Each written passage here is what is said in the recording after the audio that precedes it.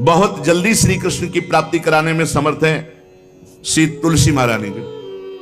प्रिया जी का बताया हुआ उपाय श्री वृंदा सखी, ये वृंदावन की अधिष्ठात्री देवी हैं। ये वृंदावन की पूरी व्यवस्था को देखती हैं। प्यारे जो के नित्य केली की व्यवस्था करती हैं और इनकी कृपा के बिना कोई वृंदावन में प्रवेश नहीं कर सकता। ये हमारी प्यारी जो की प्रिय सखी वृंदा सखी श्री तुलसी महारानी जो। चंद्रानना सखी ने कहा कि परम सौभाग्यदम राधे महापुण्यम वरप्रदम श्री कृष्णस्यापि लभ्यर्थम उनका तुलसी सेवनम मतम।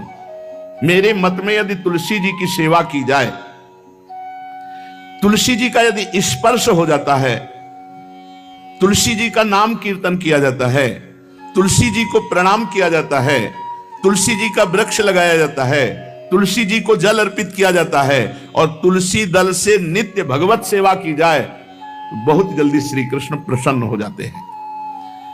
प्रतिदिन जो तुलसी जी की भक्ति करता है, तुलसी का पौधा रोप करके तुलसी जी का सिंचन करना, तुलसी जी को तिलक लगाना, तुलसी जी को माला पहनाना, तुलसी जी की परिक्रमा करना, तुलसी जी को प्रणाम करना, वो कोटि सहस्त्र युगों तक ऐसा महान सुकृत होता है कि भगवान श्री कृष्ण के नित्य समीप रहता है जो तुलसी जी की सेवा करता है। जब तक मनुष्य की लगाई हुई तुलसी की शाखा प्रशाखा बीज पुष्प सुंदर दल से तुलसी जी सुशोभित होती है, तब तक हजारों कल्पों में श्री हरिधाम में रहते हुए उसका कभी पुण्य नष्ट नहीं होता। जैसे एक दिन तो 1000 कल्प, 2 दिन 2000 कल्प वो भगवान के नित्य धाम में महान सुकृत के बल से भगवत धाम में रहेगा, जो तुलसी जी का पक्का मान लीजिए।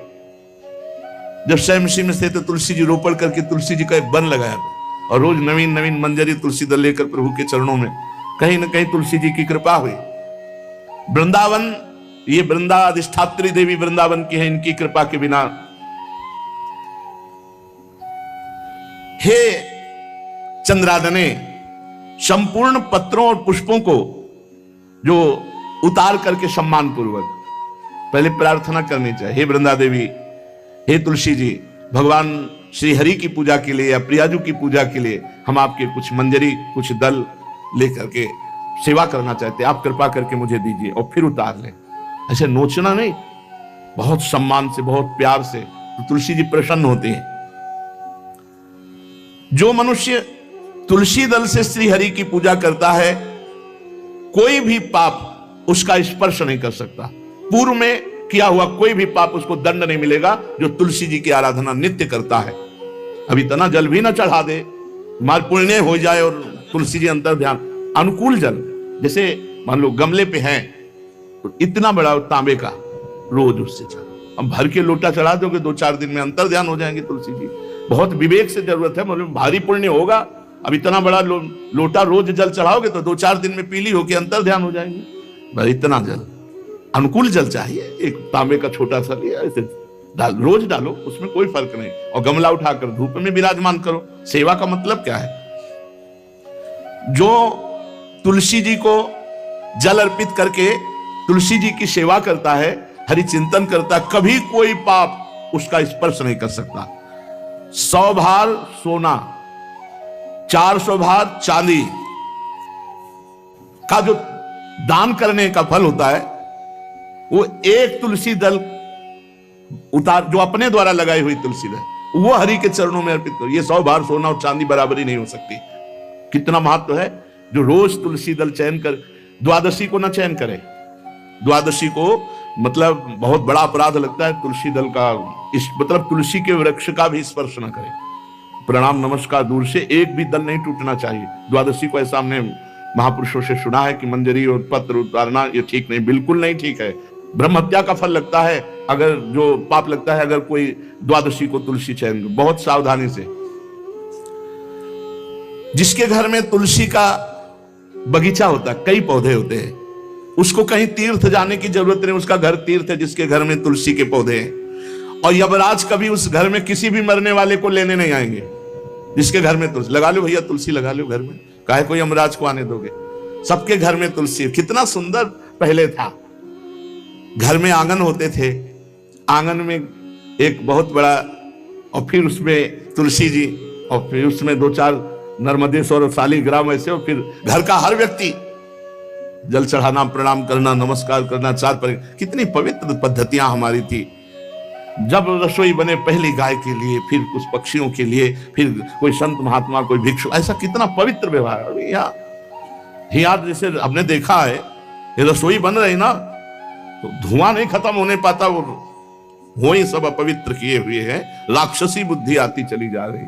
तुलसी जी, ये भागवती को वस्तु हमें लगता है बालकनी तो होती है, बढ़िया बालकनी में एक ऐसा उठाने धरने वाला स्टैंड लोहे का रखो कि तुलसी जी को विराजमान कर दो। जिसके घर में तुलसी जी विराजमान होती है उसके घर में यमराज कभी नहीं जाते। जो तुलसी जी का सेवन करता है उसकी सारी कामनाएं तुलसी जी पूर्ण कर देती है। तुलसी जी को लगाना, तुलसी जी का पालन करना, तुलसी जी को सिंचन करना, तुलसी जी का दर्शन करना, तुलसी जी का स्पर्श करना, मनुष्य के द्वारा जो मन, वाणी और शरीर से पाप हो गए सबको तुलसी महारानी क्षमा कर देती है, दग्ध कर देती है। पुष्कर आदि तीर्थ, गंगा आदि परम पावन नदियां, ये सब जो स्नान आदि, अवगाहन आदि करने का फल देते हैं, वो केवल तुलसी जी घर में विराजमान है उसको फल मिल जाएगा। कितने बढ़िया। जो तुलसी जी की नवीन मंजरी प्रभु के चरणों में अर्पित करके प्रणाम करता है, वो चाहे कितना भी अपराध किए हो, वो कभी यमपुरी को नहीं देखेगा, कभी यमराज के पास नहीं जाएगा। जो मनुष्य तुलसी काष्ठ का घिसा हुआ चंदन लगाता है, उसके सारे संचित भस्म हो जाते हैं, और क्रियमाण जो वर्तमान, वो कभी उसको बांध नहीं सकते। तुलसी जी का काष्ठ का घिसा हुआ चंदन। जिसके घर में तुलसी की छाया होती है वहां पितरों को अपने आप कल्याण प्राप्त हो जाता है। जो श्राद्ध करने से लाभ मिलता है पितरों को, घर में तुलसी लगा के, जो तुलसी की छाया, बड़ा पितरों को तृप्ति मिलती है। चतुर्भुज ब्रह्मा जी सारंग धनवा श्री हरि के महामहिम स्वरूप की अनुभूति करने के लिए भी कहा है कि तुलसी जी का महान महात्म्य, अगर तुलसी जी का सेवन करे तो भगवान श्री हरि की महिमा को जान जाएगा। स्त्री हो या पुरुष, पुरुष नपुंसक नारीवा जीव चराचर कोय, सर्व भाव भज कपट तज मोहि परम प्रिय सोय। शरीर वर्दी है, हमारी पोशाक है, हम सब एक हैं, आत्मस्वरूप है, कुछ अलग नहीं है। शरीर केवल पांच भौतिक है तो सबका पांच भौतिक है, उसमें चिन्ह है स्त्री पुरुष के, बस। इसके लिए भगवान की आराधना निषेध थोड़ी है। जो स्त्री या पुरुष श्री तुलसी जी के काष्ठ के मन के बना के, जैसे छोटी कंठी या बड़ी माला धारण करता है, श्री कृष्ण उसके बस में हो जाते हैं। यह है तुलसी जी की महिमा। परम सुहाग श्री कृष्ण मिल जाते हैं, और कौन सी भी हमें उपलब्धि चाहिए। हे गोपनंदिनी, तुलसी जी का सेवन करने से श्री कृष्ण वश में हो जाते हैं। जो तुलसी की माला से नाम जप करता है, काउंटर वाली बात तो स्मृति के लिए भाई है, हम निषेध नहीं करते, नहीं बहुतों के भजन बंद हो जाएंगे, पर हम इतनी महिमा जरूर बता देते हैं कि तुलसी माला से जो नाम जप किया जाता है उससे आध्यात्मिक सिद्धि बहुत जल्दी होती है। गुरुदेव भगवान कहते जो अंगुलियों से रगड़ होती है मन का से, उसमें आध्यात्मिक ऊर्जा शक्ति तुलसी माला से। प्लास्टिक पर भाई करो, निषेध नहीं कह रहे बंद हो जाएगा, वो भी राधा राधा कहना, वो हमें बंद नहीं करना। हम कह रहे तुम जैसे बने वैसे करो, लेकिन माला का बहुत बड़ा प्रभाव है। तुलसी परम पवित्र भगवान श्री हरि की प्रिया, और उनके काष्ठ को जब हम ऐसे ऐसे नाम के साथ, तो विशेष ऊर्जा शक्ति, आध्यात्मिक शक्ति हमें जागृत होती है। हो सके जिनको ऐसा बन सके तो छोटी एक वो आती है सुमिरनी, उसको रख लो, अपनी जेब में रख लो, उससे करो। और नहीं है तो भैया तुम इसी से करो, नाम जप करो, भाव को भाव न खालसो, नाम जपत मंगल दिस दसो। सुंदर सुंदर तुलसी जी के वृक्षों के समीप बैठ करके जो अनुष्ठान किया जाए वो बहुत लाभदायक। श्रीमद् भागवत का, गोपाल सहस्त्र नाम का कोई भी पाठ तुलसी जी के समीप विराजमान करके किया जाए। आचार्य को बुला करके तुलसी पूजन करना चाहिए। विविध प्रकार के अनुष्ठान, अरे तभी तो सब मंगल होता है। पहले था, हमने देखा है, 4 बजे माताजी दरवाजे के सामने लीपती, रोज का काम। जो पुराने घरों में देहरी के आगे आके 4 बजे लीप करके वहां अपना चौक पूर के दीपक जला, मतलब क्या पवित्रताएं थी, क्या मंगल था। जब किसी को निमंत्रण दिया जाता था सबके पैर धोए जाते थे, सुंदर बिछौना बिछा करके और उसमें बैठकर पत्तल और रज के सकोरा कुल्हड़ ऐसे भोजन पाया। कितना पवित्रता, जो हमारी पूर्व पवित्रता थी, धोती कुर्ता चोटी पवित्रता। मान लो अगर बाहर जा रहे तो पैजामा कुर्ता, ऐसे बहुत पवित्र पोशाकें थी, पवित्र आचरण थे, पवित्र खान पान था। घर में जाओ तो एक पवित्रता, एक किसी भी घर में ऐसा नहीं था कि देव मूर्ति न विराजमान हो, किसी भी घर में ऐसा नहीं था तुलसी जी विराजमान न हो, 1-2 गाय जरूर होती थी, पवित्रता। अब तो बड़ा विचित्र, भारतीय गौएं जो श्वेत रंग की, जो अरुण रंग की, जो सींग वाली हैं, वो उनका आप दुग्ध देखिए, दूह कर रख दीजिए, स्वर्णिम कांति छाई मिलेगी।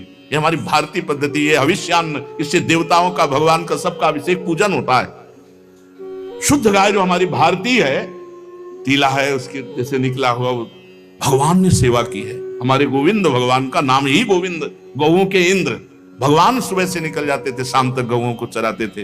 बड़ा असत्य और सत्य का विवेक होने पर साधक को संसार की तरफ से वैराग्य होने लगता है और उसका भजन पुष्ट होने लगता है। और जहां भजन पुष्ट हुआ तो नित्य निरंतर अपने चित्त में